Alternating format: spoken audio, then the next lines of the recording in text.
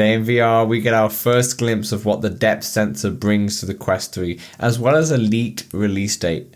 Elsewhere, we have a guest on today's show. We have ExtremeCalibre. He is from the UK and he is a Synthriders mapper.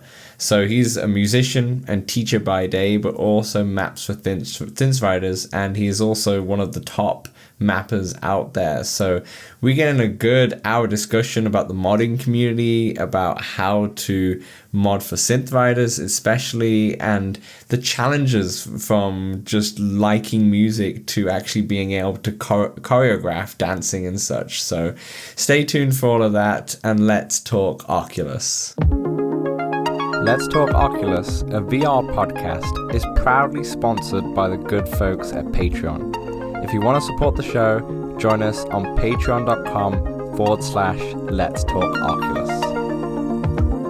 What's up, Oculus nerds? Welcome back to Let's Talk Oculus episode 102. I don't know whether to say 102 or 102. I feel like 102 is easier to say. Let's just say episode 2. And then people will just assume, they'll just know and make it easier for us. Just episode 2. I'm Dan, your host as always from Playtest VR, and I'm joined by my co-host as always, rocking his walkabout mini golf that you may or might not see on the video feed. It is Samson. How you doing? Dan, do you know why? And for those on the video feed, you're going to see why in just a second. Oh. Because my walkabout putter came, and nice. It is, this thing is heavy. Yes. This is now how I will defend my home against any burglars. Yes, but I actually, in my video review of the Hello Real Club, I actually took the weight off and preferred it without, I actually mentioned it in there. Oh, that's why this is the weight.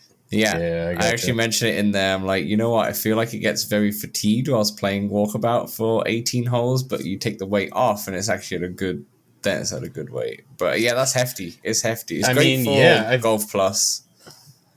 I feel like if I got mad after a shot, things could break a wall. Yeah, things could get bad. Yeah, you could break a wall.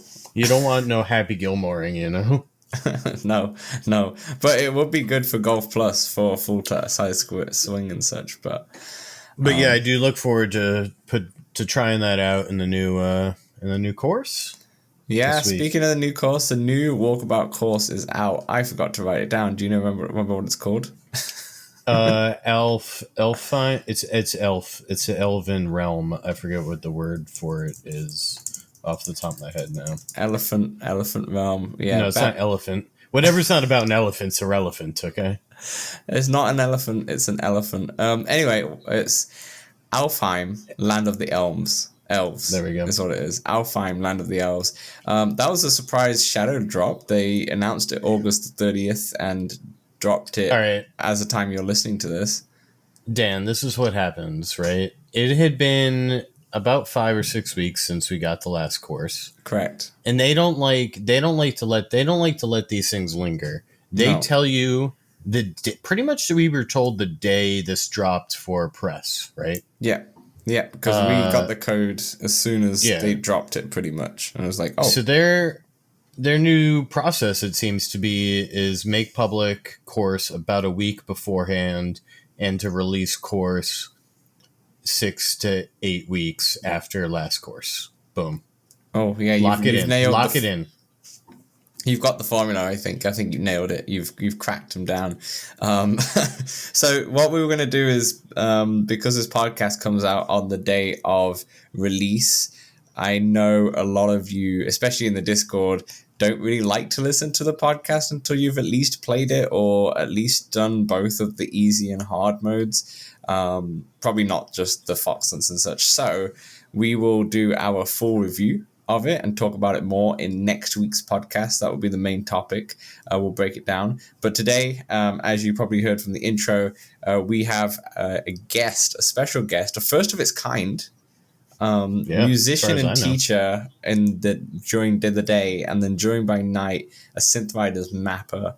We have the ExtremeCalibre, He's like the Batman of Synthriders. Yeah, the Batman of Synthriders. We had a great conversation with him actually this morning for almost an hour. So definitely check that out on the tail end of the show. But before we kind of get into that, because we've not really spoken to you guys properly since the live show, because the mic That was one so was much fun. pre-recorded. Yeah, thank you so much Dan, once again for the live show. Before we get too into it, and yes, thank you again for all the live show. It was so much fun to hang out with everybody. But since Walkabout comes out today, we're likely to be having a Discord event going on tonight, playing the course. Now, at least probably the easy course. When you say tonight, you mean Thursday when this show actually airs? Yeah. That's what I mean. This is what I mean. Okay, solid. I'm trying to be current. Solid. So yeah, join us on the Discord tonight if you want to play.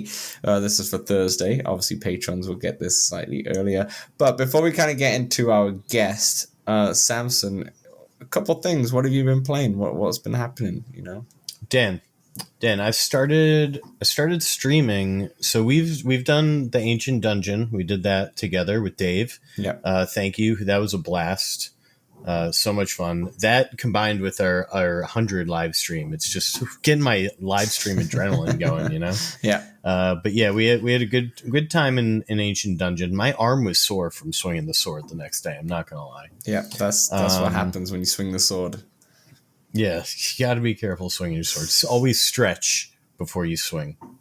I agree. But to go along with that, on my more personal YouTube, Samson143VR, I started streaming my Breacher Friday night game, and boy, did I do bad. I don't know if I was nervous for streaming, or I started playing on Steam to make the streaming easier. Maybe there's more latency. I'm not ready to blame it on that yet. But my God, there was one play where I had the EMP. There was very little time. I had no real chance, right? It's 1 on 4 or 1 on 3. But I know I got to try to plant this EMP. I get to the wall, and I just dropped it. And then I went to pick it up, and I accidentally grabbed my gun and threw it. Then I tried to pick it up again. I tried to get it on the wall. I drop it again. Time's ticking. I had like 15, 20 seconds, and we lost. And then I went and hid in a corner because you could still survive the round. But I thought, damn, I don't have my gun. I got to go back and pick it up. Yeah, I went to pick it up, and they shot me. And classic.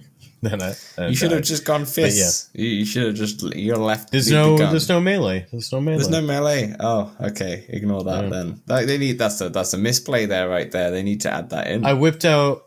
I had my handgun, but I never deck it out with anything, so it's just the base because I'm trying. They got to bring melee in. Things. Like I remember back in Call of Duty days, just the best things with the melee. You come sneak someone in the back, bang. No, you're never really that close to someone. Yeah, that's fair. Good luck. Like if you've gotten that close to someone, they deserve to be melee. I feel they deserve to be melee. Yeah, they deserve to be shot in the head. I don't know. There it is. What else have you been doing? Mondays, outside of the Labor Day today, I've been playing chess with D-Max, and he's been wiping the floor with me. It's like he comes for my queen. He gets me in a situation where I can't save my queen. I've got to trade my queen for something or just flat out lose it. Yeah. And then very quickly after that, he hones in on my king, and I'm done. I'm done.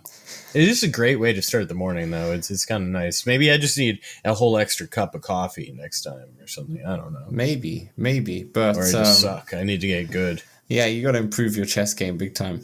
I wonder how we would fare in a chess match. I wonder how we would fare in a chess match. We could play. We could play some more. Yeah, we should play. Maybe that's a good stream for one of the days. You know, I don't know how that will work. A stream. I don't know about that. It's a lot of waiting. Maybe a blitz game, so that it's just like no real thinking about the moves. Just boom, boom, boom, boom. I saw that in Boston when I came over in July. You've got that little area in the park. Yeah. All that little area next to Harvard and that where we met actually. Just after you left, we kind of just went around the corner, and there was the chess boards on the tables, and we just sat by the cafe and we're just watching. Just bang, bang, bang, bang, bang, bang, bang, bang. It was mad. It's people watching the nerds. People, yeah, hustlers and nerds. I've been in VR. Been a bit of VR, like a little bit. Yeah, no way. Just a little bit. I don't believe it. I've been very busy moving places at the moment, but we've finished now. And I did just before doing that get into a bit of VR. So on the Quest 2 front, I played a bit of Bounce Shot. Now, Bounce Shot is a game that's released by the people who did 11 Table Tennis. Feels very much like a Forever game in a way, in terms of the avatars, in terms of how it feels in there and such. A little bit. Dan, I've got a question for you. Yeah. Did you turn on smooth locomotion in the game? Oh no, I was on teleport only. Okay, me too. But I did switch to smooth at one point, and they have footsteps.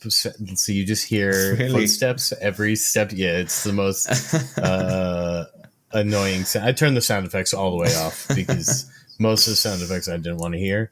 But I also hopped in that one. So what did you think? Yeah, well, so I thought it was multiplayer only at first, which obviously it seems like a multiplayer only. Bounce Shot, for those people who don't know, think of beer pong.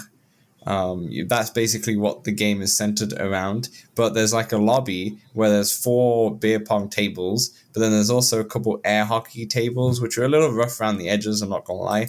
And then you've also got stuff like the basketball, like where you're having the arcade. That's also a little bit rough around the edges. You also have an arcade system, which is a simple up-down shooting kind of space game. I don't know how to describe it, to be honest. And then you've got the voice channels, or what is it called when you're closer to each other you can hear them, but when you're further away you can't. Spatial audio. So it has that in there, which is really nice.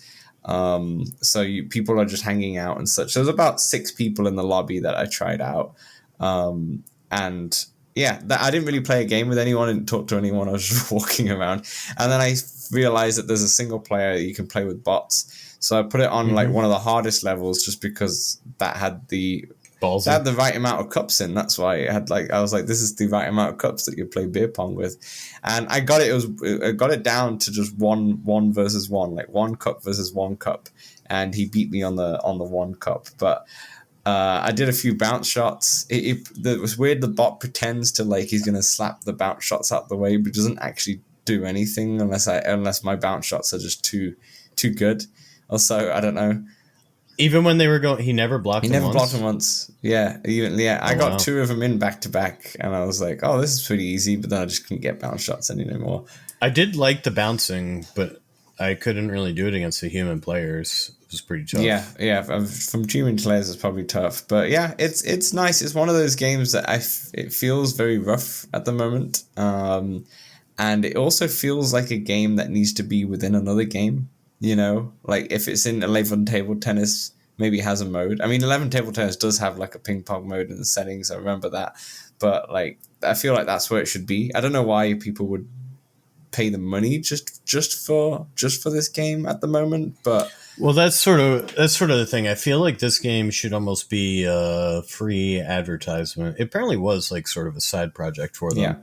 If it was free, it is $10, which isn't much. I got the game for free though. I don't know that I'd spend $10 on it. My experience with it, I took part in one of their first weekend tournaments. I got schooled by a 14-year-old, back-to-back games, and then that dude won the whole whole part of the bracket. Yeah. He mopped the floor with all the adults. It was wild stuff. Wow.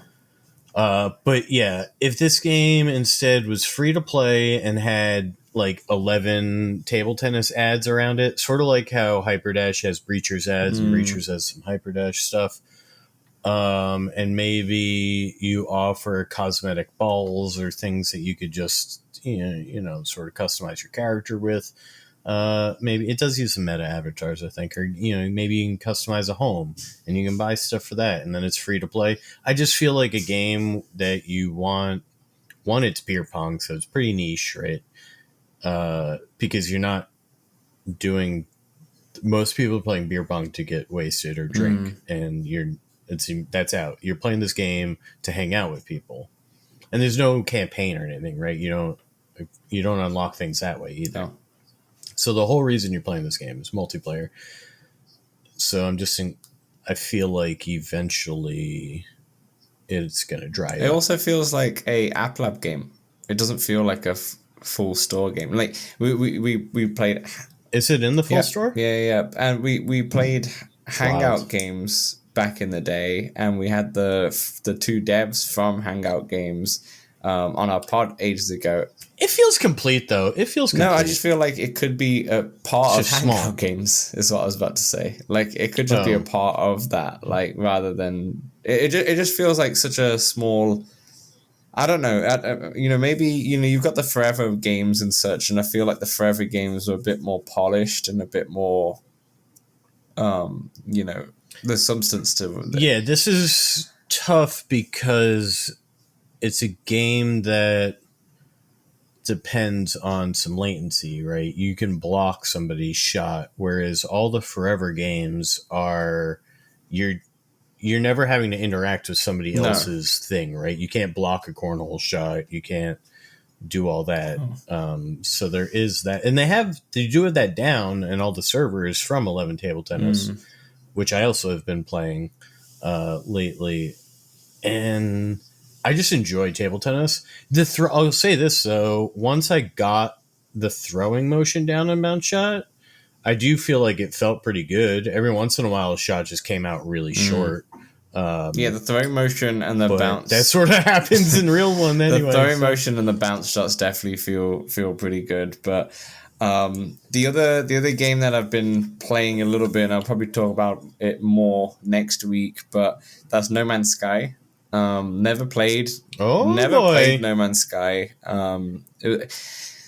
These kind of big exploration games are not really for me. There's always exceptions, of course. There is exceptions like Red Dead Redemption kind of thing, but that's more of an adventure kind of game. It's a little bit different, what I mean? But this one's like this is like a crafting. Yeah, exactly. It's very.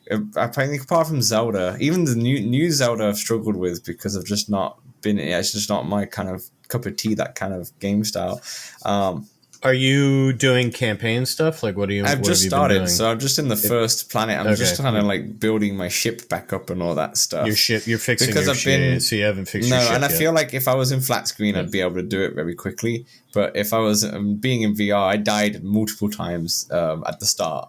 Dude, trying to figure out. I find this game easier in VR because in flat screen, I'm like, what do all these buttons do? Whereas this one, it makes sense for me to pull my hand up to my head and turn on a sensor that changes how I'm seeing things, right? Like, I reach over my shoulder for something. The only thing that gets me is you look at there's a lot of menus, right? There's a lot of inventory and stuff, and those pages can get, they're overwhelming and or convoluted if you're not used to seeing this. And I bought this game 2 reasons why, because it just came out with an update which it was half off. Yeah, so that was the second reason. So the second reason is 50% off, and the first reason is that there's a lot of hype about it because of the new update. It apparently used to look pretty bad on the PlayStation VR 2, and now they've made an update where it looks incredible, and a lot of people are like, oh my gosh, this is fantastic or such. The visual quality is good, don't get me wrong, but it's pretty much identical to Hubris in terms of visual quality. You think so? That's what I thought. Yeah, in the PSVR 2, Hubris is still... But you can do so much more. This is so much bigger. Hubris visual quality is amazing. Like, it's amazing. But it's linear. It's linear. No. This is like you have a whole planet. Yeah, but that's the game, right? That's just the game. But I'm just saying in visual quality. Just like you put the headset on, you look around, you see what it looks like. Hubris looks like No Man's Sky and vice versa. They both look exactly the same. And yeah, it's more impressive for No Man's Sky because obviously it's a bigger game and such, and there's lots more they have to load. But it just looked exactly the same. So I didn't really get blown away as much because I was like, the last game I played on VR was Hubris. So it's like, this is just the quality now. And you got to play Star Wars. I got to hear. I played the demo of Star Wars when it goes on sale. It looked really good. The characters, especially and especially when you got your headphones on, or I usually use the earbuds that PlayStation came with. And Dan, you reminded me. Oh, he's gone, folks. He's gone from the podcast room. Yeah, you reminded me. I picked up the Soundcore after our live stream. The thing I recommended that I'd never used myself. Yeah, and they connect Bluetooth to the Quest and my phone, or, two things. It can be two things. It doesn't have to be your phone. Makes it super super convenient for either taking calls or being on Discord and trying to talk to people while playing a quest game. That used to be so much more annoying. Great recommendation. They're a little overpriced, I'd say. Yeah. But yeah, you find these babies on Does it sale. sound good too? I'd say do it. Oh, bro. It sounds so good. This sound like they're priced so perfectly. It's like $80, right? I've been playing. Yeah. I've been playing Synthriders and Breachers, and I think it, outside of Friday night, has sort of helped me in Breachers. I hear more footsteps. I don't know that it has like the spatial audio or like that. I've been having trouble with that. Like I hear things, I'm like I can tell it's kind of over there, not exactly. But there are things in Synthriders I hear that I never heard before. Just like little parts to songs, a little bit more bass, and it makes me enjoy. Yeah, it makes a massive difference, to be honest. I was going to ask you, whilst you have them in your hand, the adapter that goes onto the Quest, does that protrude out enough that you think it will fit in a Quest 3, which has it within the strap? What do you mean? Okay, so it connects, but does it connect flush? What I'm worried about is because the Quest 3 is their USB-C is with, it has like a little of a there's a lip, and then it's the USB-C. It's not flush with the side because of because of how the strap is. I'm wondering if those will work with it without an adapter. I'm not sure. I mean, it's pretty. It goes right on there. I think only time will tell. We'll have to see when we have the Quest 3 and you see if you have it. Yeah, perfect. All right, perfect. So that's what we were playing for now. Samson, we have a new Patreon. We do.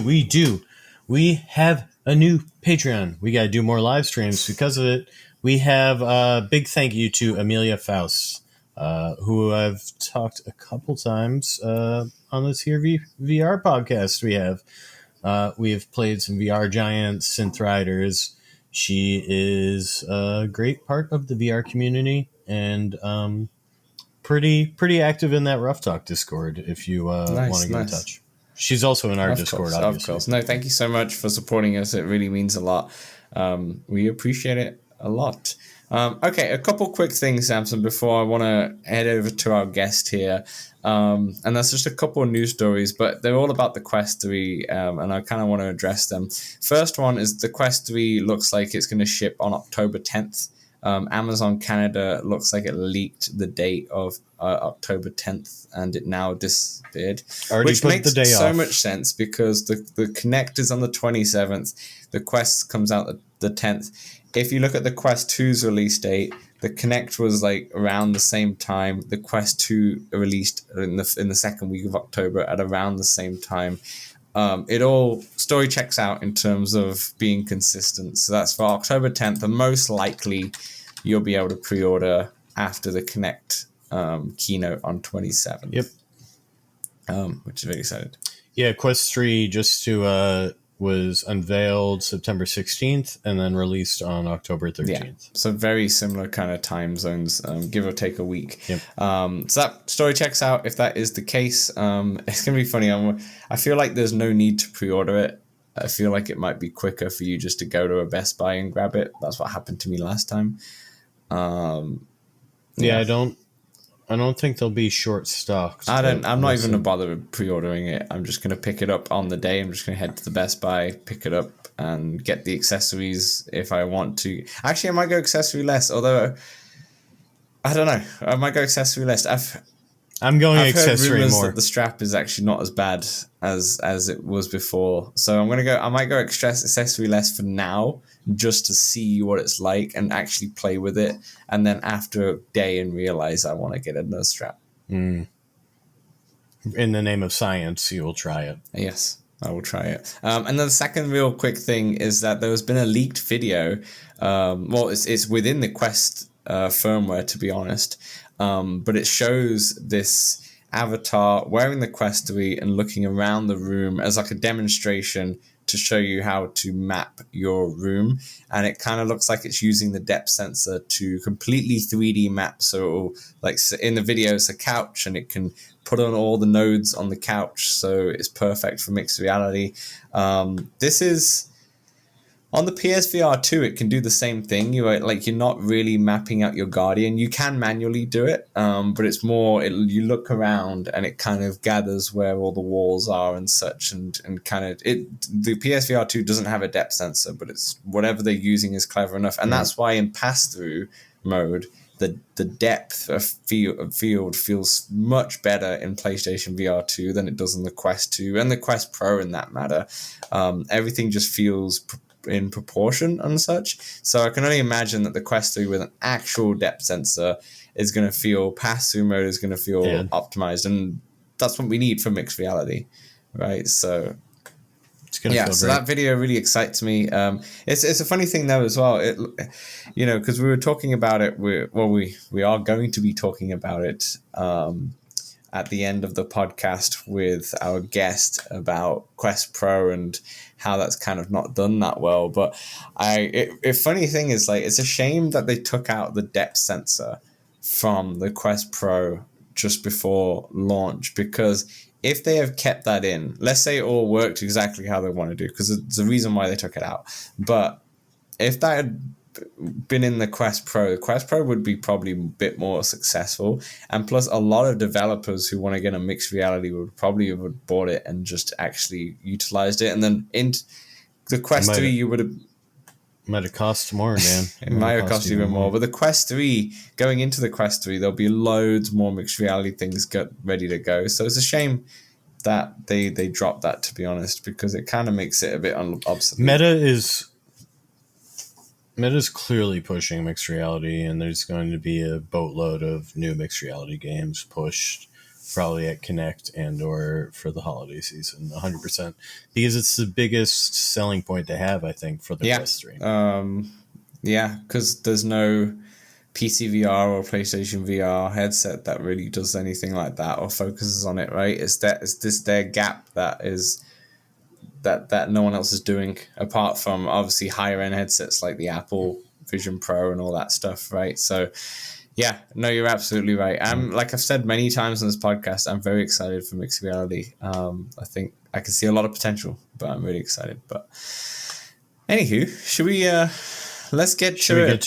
That will do it for part 1. In part 2, of course, we will be all about our guest podcast.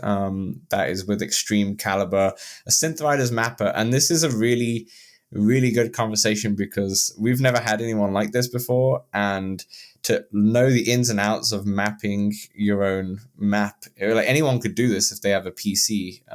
But the ins and outs to it, and also it kind of, for someone like me who's never used custom maps and Synthriders, it kind of made me want to start now downloading maps that people like ExtremeCalibre have bought. I need a bigger quest. All right, we'll catch you later.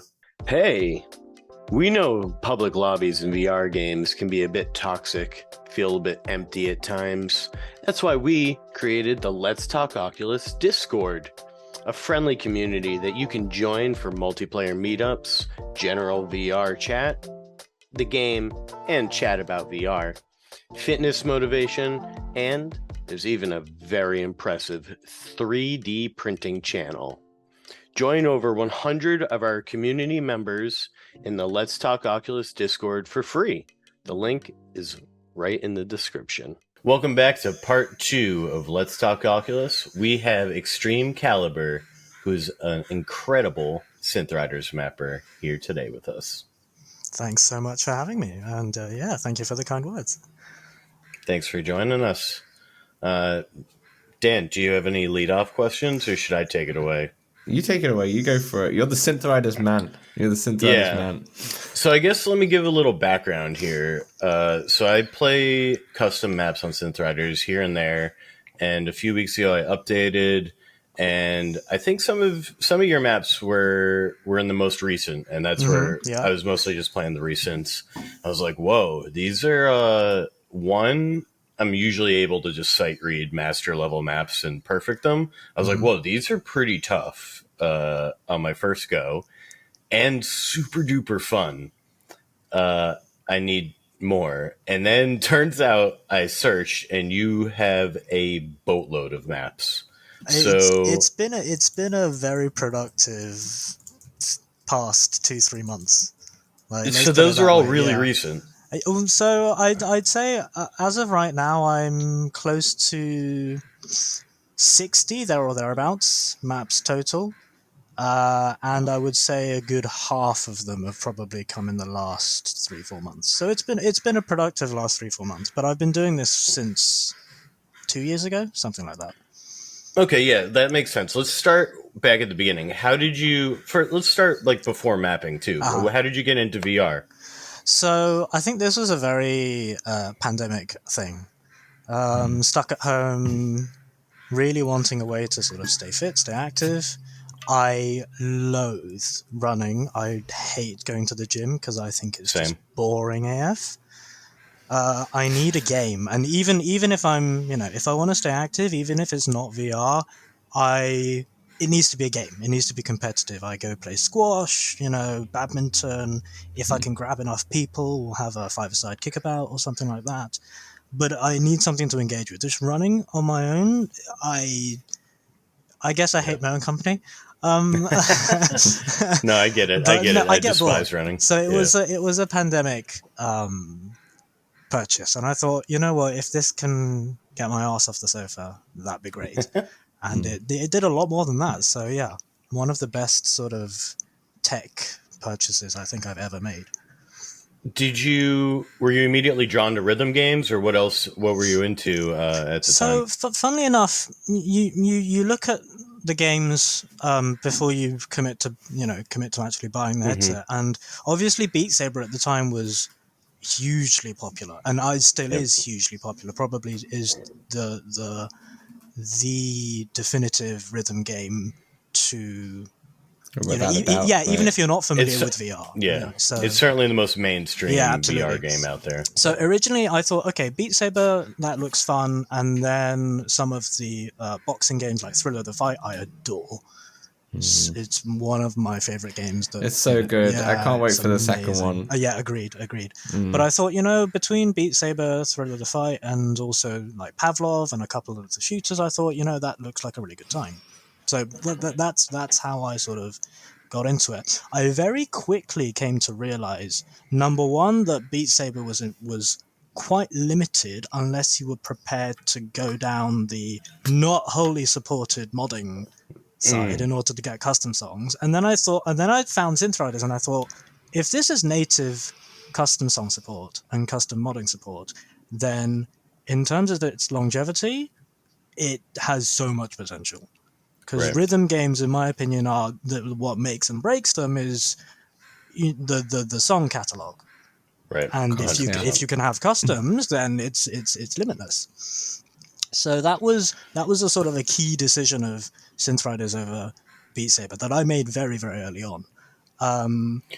It's funny how Synthriders then became the main game for me, because the other side that I came to realize is I suffer pretty badly with motion sickness just in general in life. Okay. Like sitting in the backseat in a car, it used to be, a bit 50-50.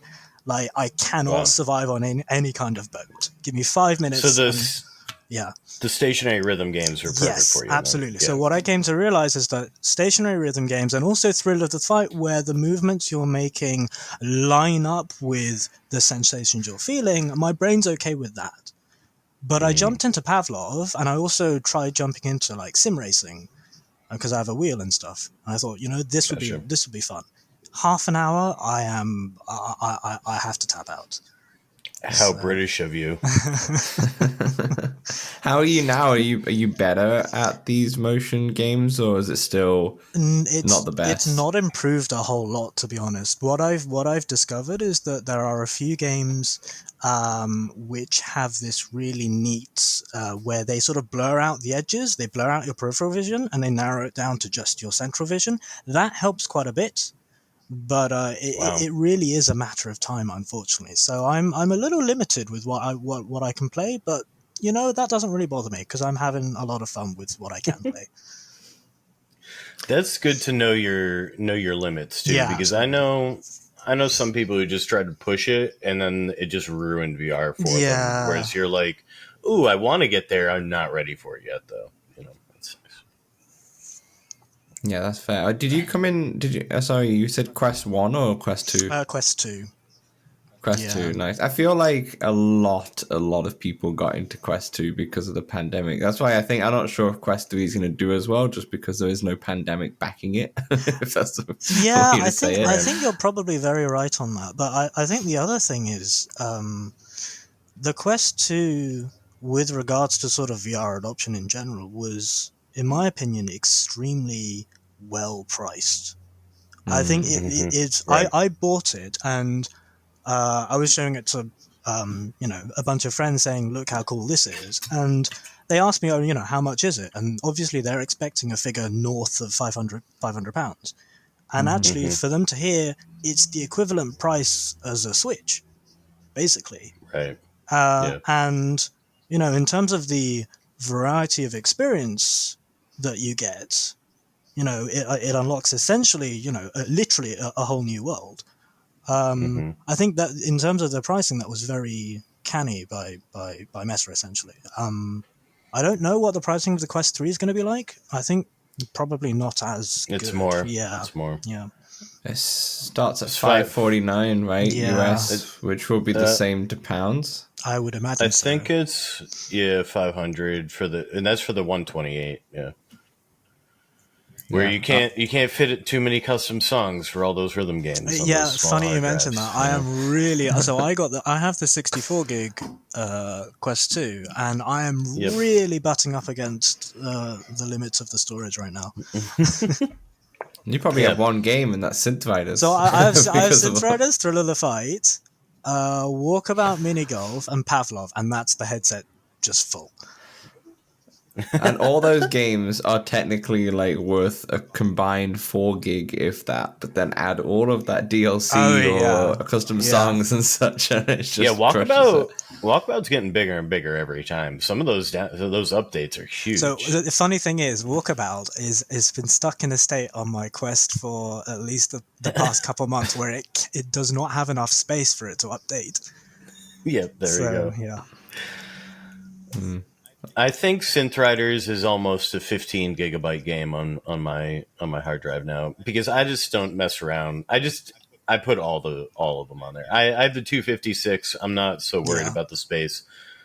But that's the thing with the custom maps. I find is it's not so much the song really as I fall for the mapper, right? Like I'm like, oh, I like this style. I'm going to do a lot more of these. Like my initial was Fasty. Really loved all of Fasty's tracks. He's an OG. Do you have any mappers that you sort of looked up to, or you based your some of your maps on? So it's hard for me to sort of pinpoint a specific favorite mapper, because there are so many people who do such amazing jobs. But I think if I were to narrow it down to 2 or 3, the 2 which I personally like most, and which have therefore influenced my mapping style, would probably be Darnok number 1 and Accession at number 2. And then after that, of course, you take influences from everywhere. Everyone has good ideas, right. And you try and imitate or steal or whatever word you wanna use, but you get influences. It's like influence. You get influences from everywhere. Yeah. But I'd say Darnok and Accession are right up there, just in terms of the way I like to play. Accession has a very, very unique flowing style. None of the movements are super jerky. Everything leads into the next motion extremely smoothly. Darnok is almost, I wouldn't say the opposite of that, but much more focused on a very technical play style. It's sometimes extremely difficult, really needs your concentration to sort of keep the combo going, as it were. And for those listening and watching, if you're watching, you can go to Synthriders with a Z, .com and search the site there, and there's like a search button as you'd see on any normal website, and you can search for these mappers, and then all their maps will come up. You can download them and install them. That's pretty much the process. Yeah. I was about to say, for that process, is it for me, for example, I don't use custom songs at all. So for that process, is it quite straightforward?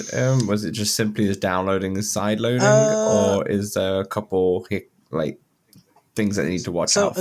As far as I'm aware, so long as you've got sort of access to your file directory on your Quest 2, and so long as you can, open it, plug it into your PC and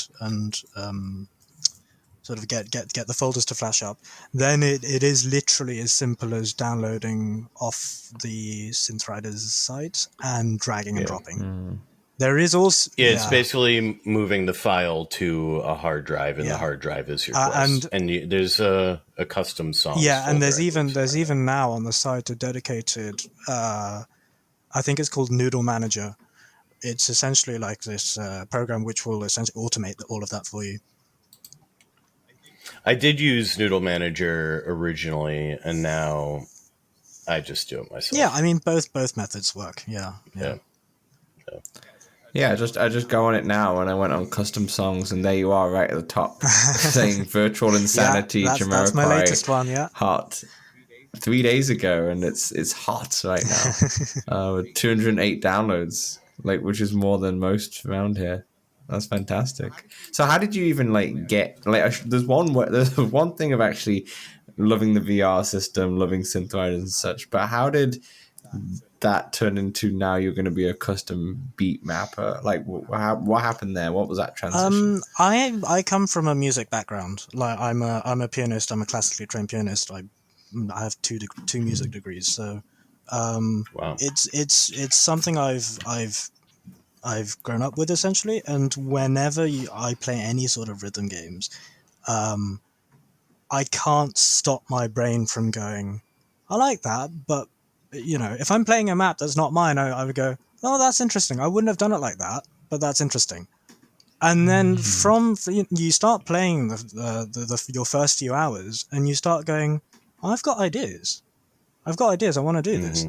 And then obviously you download the mapping software, and you try. Your first few maps are terrible. Everyone's are, right? No, you cannot start with perfection. So I threw out my first few, very lukewarm feedback, and I thought, you know what, that's fine. I don't want to be too harsh on myself. I'm just going to commit and keep going. And then they start. Did people give you feedback as far as parts they liked, parts they thought you would? So to begin with, I had a few people reach out to me and go, these parts were good, these parts weren't. I remember mapping a song and then Fasty literally DMing me going, these parts are good, this part you can't do because I physically cannot reach that wide. I'd made a really wide motion, and Fasty went, and he's tall. So he just went, tall. I cannot reach that. So that was okay. That was a sign for me to, let's dial it back. And funnily enough, that advice it's just been sitting in the back of my mind every single time I've since then, for every single song, and to the extent that it's only in the last 2 months that I've begin pushing the boundaries of how wide I go. I had Gotcha. How are you tall? I am yourself? 5'7", so no, not tall. Okay, no, yeah. But yeah, it's the community is wonderfully supportive, and if anyone's listening and new mappers or fledgling mappers, I would encourage you to go out and seek that feedback, because there are so many people, myself included, there are so many people who are willing to help, and the community is wonderful. So yeah. What is your process for anybody who's listening who's maybe interested in creating a song? What is your creative process for doing that? Usually, even before I've even fired up the editor, the very first thing is you listen to the song 5, 6, 7, 8 times, and A good sign is if you can already have ideas for movements in your head without the editor open. So, and you don't have to be familiar with the software to do this. If you can just listen to a song and think, oh, you know what, in the chorus, I'd really like to dance in this in a certain way. I want to throw my arms left and then bring them over my head, stuff like that. If you already have those ideas, great. That's a great sign. Then you load up this song in the editor. What I always do is I make a blank first pass and just section out, bookmark out the sections. And then what I do is I map chronologically. I start from the beginning and just work my way through section by section. Some people might like to jump around a bit if you've got a really specific idea for the chorus, or if you've got a really specific idea for like a guitar solo in the middle or something, by all means do that first. But I just prefer a much more chronological way of working. It's that's how I do it. And it's just a case of working your way through bar by bar, fairly slowly, fairly methodically. So let's say you finish a section, you've got 30 seconds done. Are you then playing that to really fine tune it? Or okay. I've tried streaming a little bit of my mapping process in the past. I always think that it makes for terrible viewing unless you've got a real tolerance for hearing a half-second section of music 30 times. Because it's really a case of play 5 seconds, rewind, play it again, rewind, play it again, and then you think, oh, does this motion work? I also must think if anyone were to look through the window during the process, it would be the most bizarre thing, because it's just half the time it's me waving my arms around in front of me going, does this work? Can I do this? Or is it going to be super uncomfortable? So it's a fairly meticulous and repetitive process, but the results are satisfying once you nail it. How long would you say the process takes you? Depends on the song, but probably anywhere, I would say 3 to 5 hours at a minimum, and then the upper bound is limitless, depending on how intricate you want to get. Right. But on average, 5 to 10, 15 hours, something like that. Yep. Wow, you put a lot of time and effort into these. That makes sense because of the standard of quality of the songs, but I think a lot of people forget about that. They're like, oh, custom songs, I can just download it. It's a time sink for sure, but when on average, I would say my maps probably contain 800-ish notes on average, and if you think about you need to place every single one manually. It's not a case of I can just. Sometimes you can get away with some copy paste, and actually, I think some copy paste here and there is almost necessary. One of the things that is nice often, particularly for people to latch onto, is some kind of repetition or familiarity. Usually, that will be the chorus. Right. So I think it's pretty, it's usually okay for you to, if you're really happy with how you've mapped out your first chorus, for you to then use it again, potentially paste it again down the line, but mirrored. So that left stuff that was now on the right is on the left, stuff like that. So I think an element of that familiarity is nice for people just sight reading to latch onto, to go, oh, I've done this before, as opposed to just have entirely new material being thrown at them all the time. Now that you say that, I do recollect a good amount of times where you do one motion and then it's flipped. Where you're like, okay, I know exactly. Yeah, I think it gives you, it relaxes you a little bit and allows you to enjoy the moment a bit more, because you're less stressed about, I need to look at what's coming next. Yeah. And the actual editor itself, is that quite difficult for one to learn if they've never got into it, or how does the editor work itself? conceptually, it's fairly straightforward. You've got essentially, how best to describe this. The editor gives you a pretty good guide to start off with. It gives you, there's like, the Da Vinci's Vitruvian Man. It's got that kind of a diagram of that showing you where in the editor relates to, yeah, exactly. Right. And then it also gives you three concentric, what they call comfort rings. So stuff in the center is comfortable, and then more challenging, and then stuff at the edges is sort of uncomfortable or risky or okay with caveats. I think the real challenge is to get used to which points in the editor, how that correlates to how far you have to reach in physical space. I think that can take a little bit of time to learn and just get used to what you can get away with and what you can't.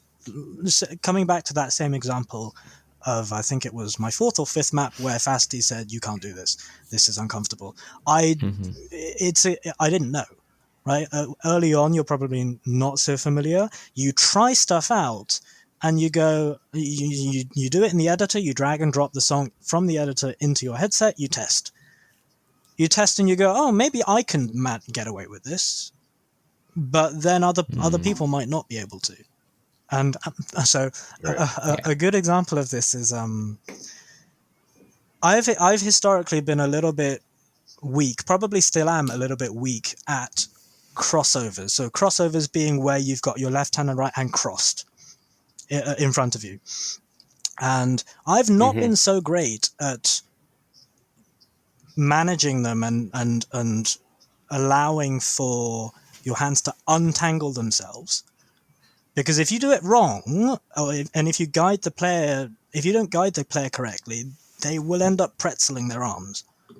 So you wanna avoid that. Yeah. Those parts always get me. I've not been so good at that historically. So that's a challenge. But the other aspect of that is, even if I'm testing, even if a crossover works for me, it may not work for women, and this is because they have things that get in the way, and this is something that Gotcha. If you're in terms of accessibility, you just want to keep those things in mind. Wow. Yeah, I never would have thought about that.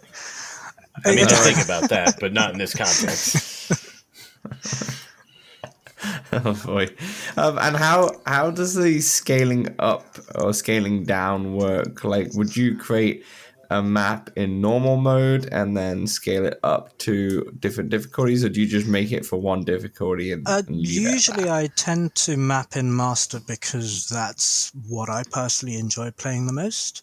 I have previously, if there's been a special request, or if there's been some sort of decision to what we call down map, then I will take the master map and remove stuff from that to make it easier. I think that's the correct way to go about it, and it's easier to do that than it is to start with like a normal difficulty and scale it up. That's a lot more work.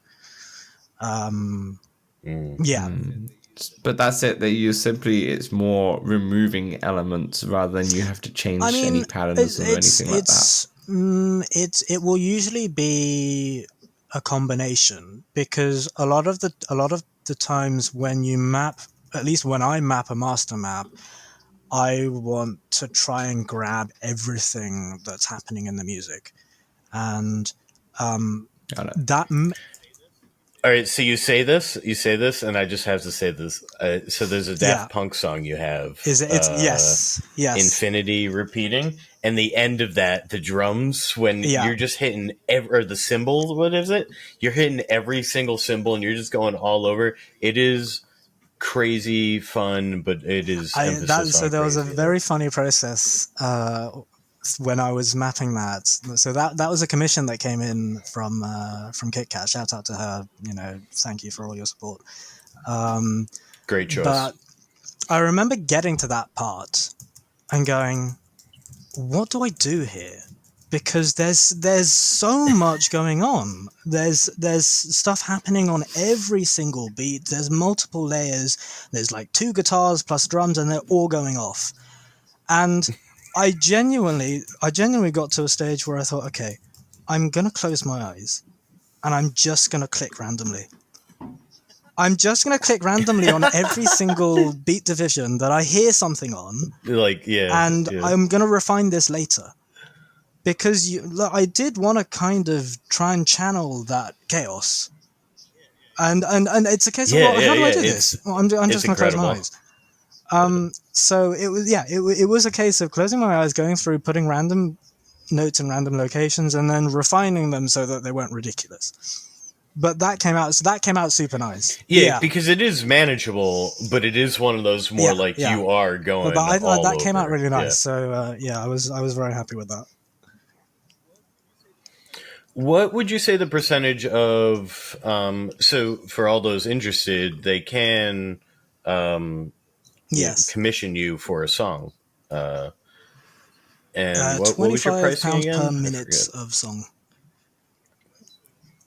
There you go. So if you have any Synthriders songs out there that you want map quite well, you can reach out to ExtremeCalibre.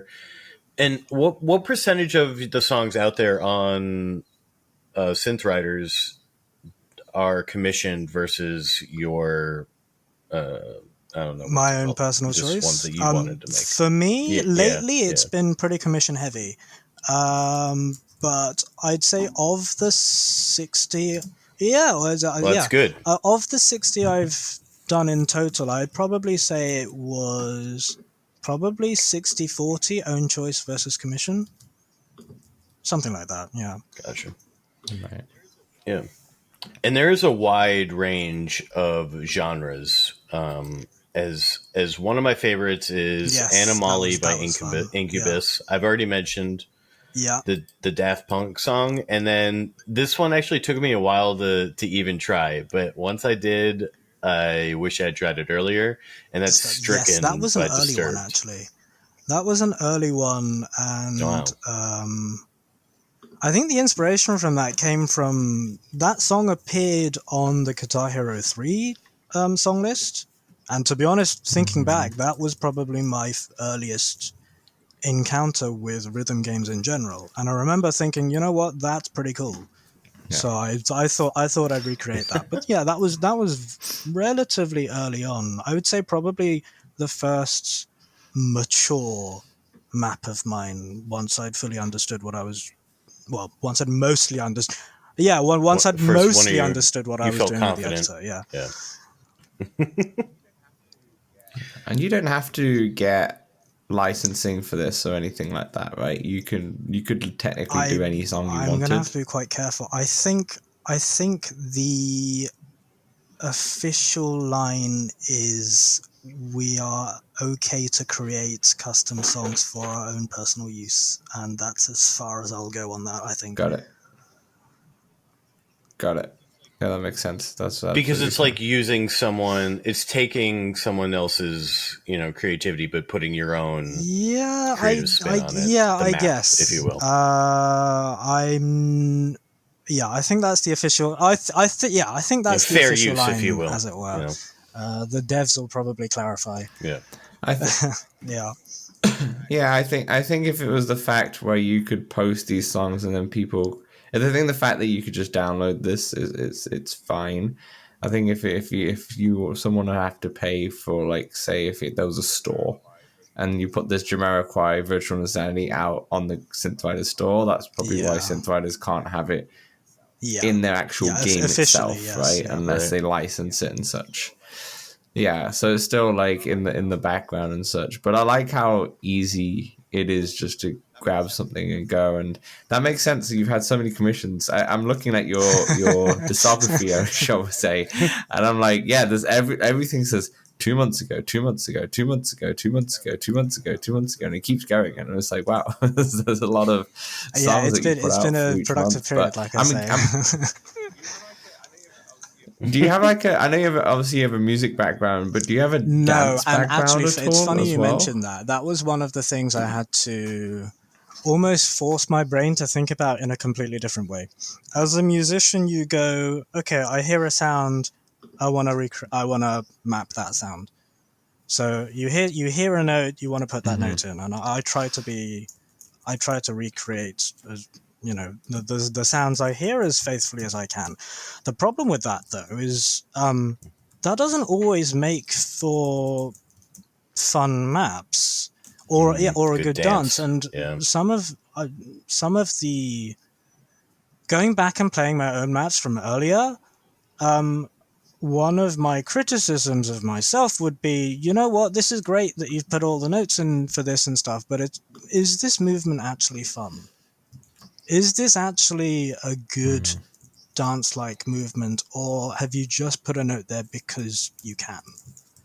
And actually, again, for if there are any fledgling mappers listening, I would encourage people to really think about why you've placed notes where you have, because you obviously, movement in general is fun. You want to encourage movement, so you don't want to be sat stationary for too long in the same place. At the same time, you want to think about jerky, sudden movements are also not very fun. So there's a real balance there for, how do I encourage this movement without making it disruptive? Yeah. And Go ahead, Dan. I was about to say is that's much harder than people think, right? It's one of those art forms that if you think it's easy, most likely it's going to be incredibly hard to actually build yourself in the background, because that's the point of it. It's got to be so seamless. It's like acting, for example. Like the best acting is when you don't really notice it, because it's just it's just smooth. It just you can't really tell that they're acting or anything. And it's the same thing in terms of you've got to make it so that when someone jumps into one of your songs, they're like, oh yeah, this is the way I want to dance to this. They're not even thinking about it. It just works, kind of thing. And it's hard to get to that level, right? That takes a lot of practice and so a lot of experimentation and testing, and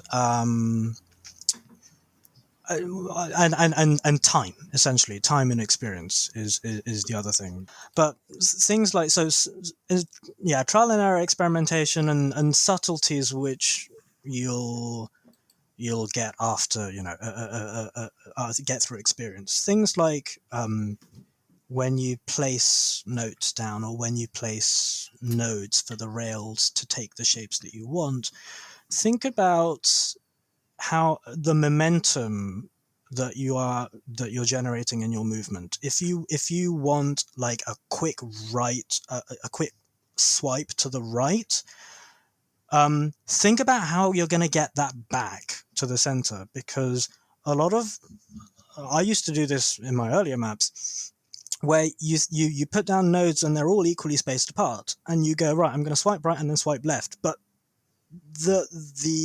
the sharp point on the edge, because you're trying to get your hand back in just as quick a time, that's not comfortable. That's actually very snappy. So so subtleties like that, you actually want to put more nodes around the turn area where you're bringing your hand back to make it more comfortable. Otherwise, it ends up being a very sharp movement. So things like subtleties like that are less important at the beginner level, but will come with experience. Yeah. And would you like, as a recommendation for people who want to get in it, would you recommend that they start off trying to do like an easy song, like try and create an easy difficulty to get used to it? I think the one rule with people's first maps is, and I think it's not just me that holds this opinion, do not map your favorite song as your first map. It's a big pitfall, because your first map is never going to be your best. You're going to do it, and then a month down the line, you're going to come back and look at it, and you're going to go, I'm going to have to redo it because I don't like it, and it was my favorite song, and I want to do it justice. So don't do that. Pick a song that you like but don't have particularly super strong feelings for. That way, if you screw it up, it's no big deal. Lesson learned.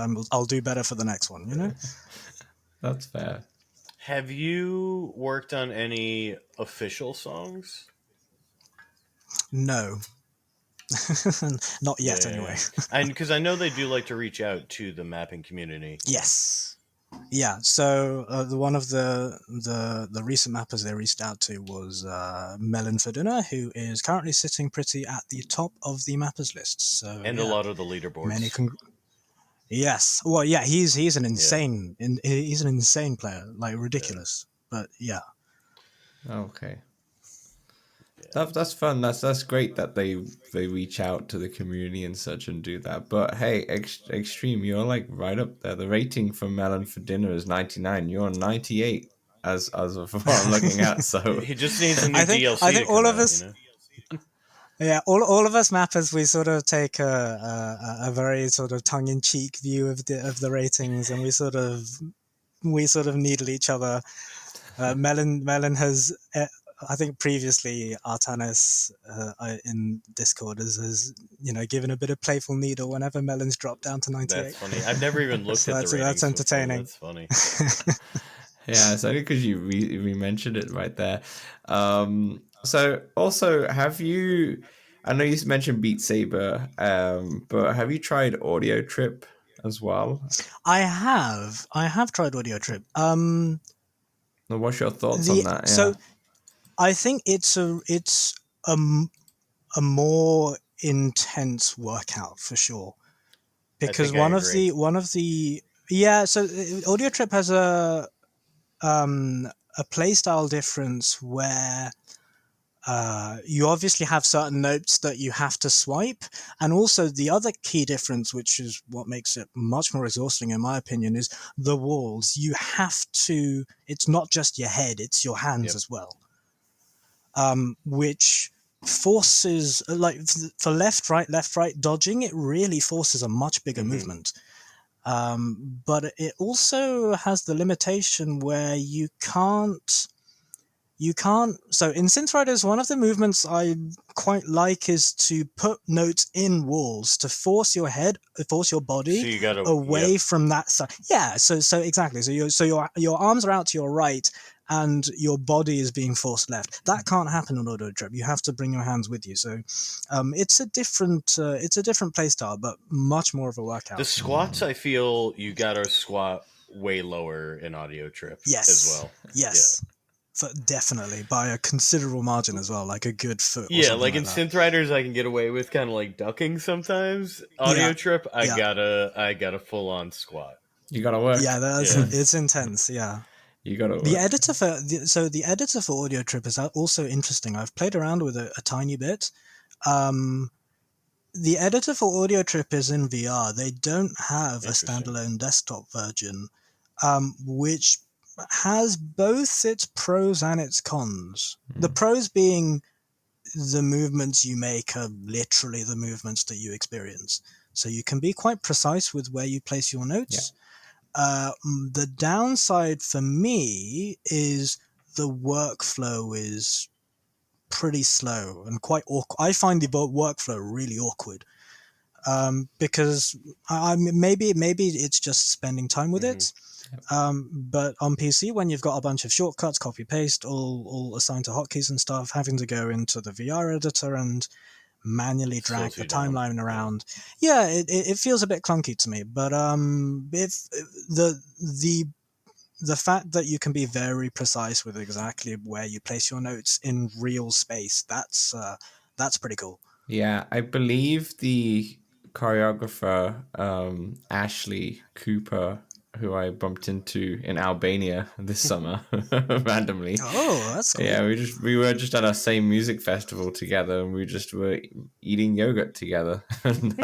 We just talked as you do, and we were just talking. And her and her partner were there, and they're both the creators of Audio Trip. And I was like, oh, I do a podcast. How crazy is that? So hopefully I'll try and get them on later on this year. I emailed them recently actually, and they're just very busy because the games come and such. They're traveling quite a lot. But hopefully to get them on soon. But I believe, and I could be wrong on this, but I believe she also she creates all the official songs, and she does all of it in that tool, in virtual reality, and maps it that way. So yeah, I'm intrigued to get her on maybe in the next month or so and trying to see, Yeah, that'd be very cool. Yeah. She's probably got it understand that memorized. perspective. Yeah. As far She knows as, that tool inside and out. exactly, She knows, so Yeah. for sure. But it's very interesting. It's just a different way. I think maybe the best way is to have that hybrid, because is there a bit of a disconnect where you have to add like a note and then bring it into the virtual reality world and test it out? Like, is that process very time consuming? Or For Synthriders, it's there is initially a little bit of a disconnect, because obviously if it's on a flat screen, you need to sort of really get your bearings about, if I place this note here, where is it? Mm-hmm. How far away is it from my body? How far do I have to reach for it? So there's a little bit of a learning curve and quite a bit of testing needed to sort of get familiar with that. Once you are familiar with how the editor on a flat screen translates, though, I find the workflow to be much more intuitive. yeah, But it's funny, because I've seen quite a few suggestions from just members of the community going, you know what, I wish Synthriders had a VR editor. And in an ideal world, yes, you'd probably have a hybrid, but that would probably require twice as much upkeep from the devs. So I completely understand why, for the time being, it's just a straightforward flat screen editor. yeah, I could definitely see it heading towards that way, or just like editors in general. Same with the pistol whip editor or modder tool and such. Like, their ideal version is have the same kind of great experience that you have on PC, but you can just do it in VR, because that comes with its own benefits as well. And plus, then even more people can get into it, because obviously if you have the game, that means you have the tool as well. It's not like you need a decent PC or anything like that, right? You have that tool ready to go. But then in that respect, it also could, it just depends on the limitations of VR, right? It depends on the limitations of headset, and something like that, to make it as good as what the PC tool is probably a couple generations of headsets away, rather than. Yeah, I have no doubt that in the future of these editors is probably in VR somewhere. But yeah, it's a case of what can they manage and how can they make it more intuitive to use. Yeah, ease of use. Yeah, definitely. So just to kind of wrap up and go away from Synthriders a little bit, in terms of the actual Quest 3 hardware, as someone who's in the Quest 2 all the time and beat mapping and such, is the Quest 3 something that you would probably get on day of release, or would you, it doesn't really not matter for you, because it's going to be kind of the same for the games that you're playing on Quest 2? That's why he's taking all these commissions the last 2 months. I will probably get the Quest 3, maybe not on day of release, but certainly close to. I'm hoping for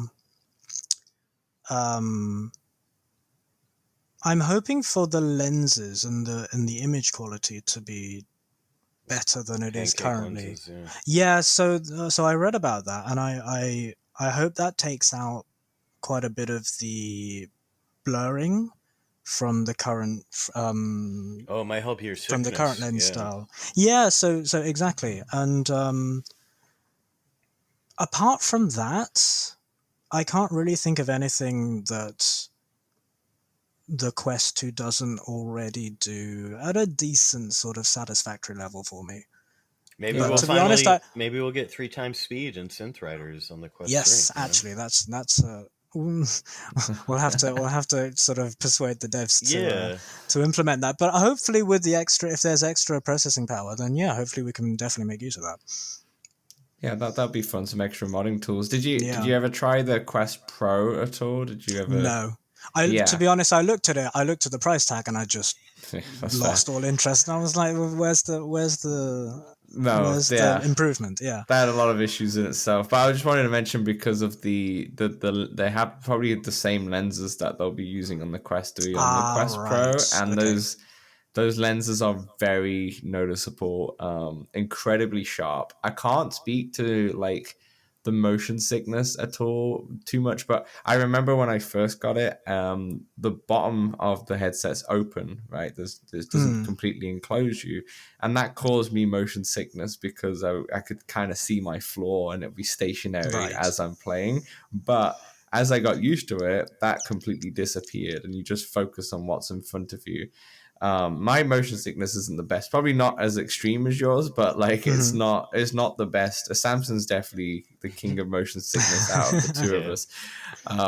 But it was absolutely fine moving forward. So I hope it is fine for you. But the main thing is like how sharp everything is. It's like going back from the classic 720p kind of thing, and then you're now in 1080 or 4K kind of feel. Like everything's That's just excellent. Okay, everything's just sharper. It might be the same resolution, quote unquote, but everything's just sharper. That's what I remember. Dan misses those 30 or 3 months that he had the Quest Pro. I do miss it. Yeah, I'm just glad I got, because I'm in Canada. That's like $2,500, so I'm glad I got that back. And out of interest for you two, how much value do you guys place on Apple's Vision Pro?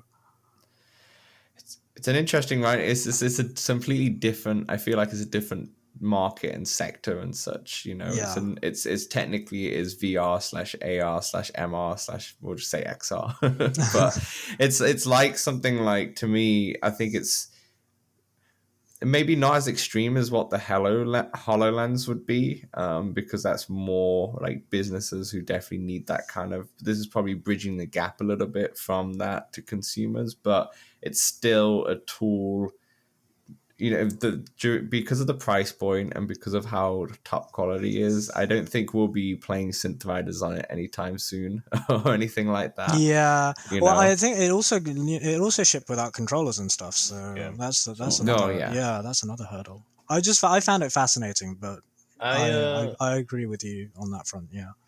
I think it'll be. I mean, there's not going to be very many of them this first gen, so I'm more looking towards the second, third gen Apple Vision Pro. Is more intriguing to me. This first gen, I think there's no real app store yet for it, right? So it's going to be it's really cool. It's like a wild west. It'll be figuring out how people are going to utilize it the most, like what they're going to use it for, where situations they're going to use it in, and then really push on those and make that better going forward. It's not really. I mean, I'd love to have one if I had 4K around, Sure. but I don't. But I do look forward to going to visit the Apple Store if they have them. Yeah. I totally want to experience it. It sounds it sounds wild. Yeah. I'd also add, though, I think because they're now in the market, the difference from VR from 2017, which is when the PlayStation VR 1 came out, to now, which is actually when the PlayStation VR 2 came out, the difference in leap for those 5 years or 6 years or so is going to be much different for the next 6 years. I think the next 6 years are going to be more accelerated than what we just previously had, because now they're such a big player, and it's the same what they've done with the smartwatch, the AirPods, the iPhone, and the Mac. Like even if it's not tech that is super revolutionary, they find a way to make it seem like that, or they gain so much popularity that other companies start to up their game to try and get in on that too. And I think it's good. I think it's good for Meta to push them. You know, there was rumors, I think, circulating today or yesterday that their next Pro headset is going to be more of the standard of the Apple Vision Pro and such. So yeah, I think it's just good competition, and I think all of these extreme high-tech features are going to trickle down into the lower cost headsets eventually. It's just a shame that I don't think, as you spoke on the top of the show, the Quest 2 with its price of $299, I don't, and the Quest 3 is $4.99. Just to confirm that, I don't think we're ever going to get down to that. That feels like the Wii price. When the Nintendo Wii came out at like $179 or something. They're it still blew going to be up in selling big those time. Quest 2s, though. Yeah, back to $299. Yeah, oh, that's true. That's interesting. Yeah. That's a pivot from what they did. They didn't really continue selling the Quest 1 when the Quest 2 came out. I just ran back to Synthriders just real quick. Do you think there's any hope of PlayStation VR 2 getting custom songs? I'm not sure. I think I could be very wrong. I don't know. I think there's some kind of roadblock on the PlayStation side, but yeah, I'm not sure. I would double check with the devs on that one. But yeah, if my understanding's correct, I think there's a block on the PlayStation side. Yeah. Makes sense. Yeah, I don't think PlayStation will be open to it. I think even like stuff like Contractors came in. I don't think there was going to be a modding. See, it's such a closed system, It's such a PlayStation are very Apple in a way where all their systems are very closed. They want you to use their headsets. They want you to use this, and having modding may, there might be a way to do it in the future. I don't know. I don't think you'll be able to sideload anything onto the PlayStation, but having like an internal, you go into Synthriders as a custom songs page and you can download directly into it. That could cause licensing issues and such, as we discussed earlier. But I feel like that might be. I don't think you'll ever be able to plug into your PlayStation and put the hard drive and songs Get and a such jump drive. work. No, I think Xbox would have been able to do that because they've always been open to things like that. But they're more hackable and all that stuff. Well, the PlayStation's such a closed system; it's going to be very difficult, which is a shame. But have you played it on the PlayStation VR 2, or do you own that? I have not. I don't own. Yeah, the only headset I own is the Quest 2. But that's fair. Yeah, that's fair. I don't think you're missing out too much. I want to try it, dude. I hear the blacks and the OLED, and they just like the colors. Yeah, that's what I hear as well for the VR 2 at least. Yeah. And the haptics, head haptics when you, oh man, I want to try it so bad. Yeah, I think you're gonna get a lot of those features into the Quest 3, though not head haptics, but I think with the colors and the sharpness and such, I think it's gonna look really good. It won't be as dark. It won't be as black. No, it won't be as dark. ExtremeCalibre, I was going to ask you real quick just to end the show what your favorite game in VR is, but I feel like I already know that answer. Yeah, I think Synthriders has to be top of the list, no? Not that I'm unbiased opinion, obviously. Biased opinion, yeah, that makes a lot of sense. I was about to say, I was like, oh, has he got we say Beat Saber or something. I was like, whoa. Have you made any Beat Saber maps? I have not, no. Okay. Good. I feel like it's so inaccessible to do Beat Saber, like, because you have to kind of delete the game, you have to own the game, then delete the game, then download a custom version of the game. The it's all a bit fishy or whatever. Yeah. I mean, honestly, and you can't play online. So I don't even own Beat Saber on my Quest 2. I have it on PC. But to be honest, when I read what do you mean every single time they release an update, my custom songs break? Like, I'm not about that. Yeah. It's just, I would say it's so inaccessible that it's not even worth it, to be for sure. 100%. But ExtremeCalibre, thank you so much for joining us on this show. Thank you very much for having me. It's been an honor. Yeah, thank you. There's not very many Synthrider modders out there on podcasts, so, let's talk Oculus for the win. Absolutely. Yeah. Extreme, where can people find you? What is the channels and such? I guess feel free to hit me up on Discord. Same tag, ExtremeCalibre. Feel free to pop me a DM. It's spelt the British way for all you Americans. I didn't even know there was an American way, I'm not gonna lie. It's like there's always an American way. It's like theatre and centre. Yeah. You probably changed the E's. You guys can't read that. That's fair. That's why I was like, is it Spanish? What is this? Oh man, no, it's been a pleasure to have you on. It's now because I've never done them. I've never actually loaded on any custom songs. It makes me want to. Oh, for sure. I'll Go put it check in them on- out.